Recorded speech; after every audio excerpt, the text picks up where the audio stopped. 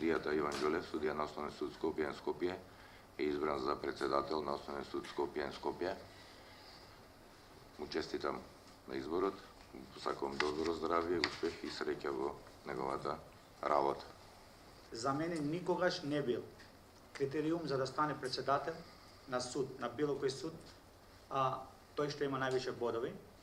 Поради ако одиме подлабоко да го читаме закон за судови, кај се кажува дека кој може да стане судија, па после кажуваат истите критериуми важат и за председател, има и други критериуми освен бодови.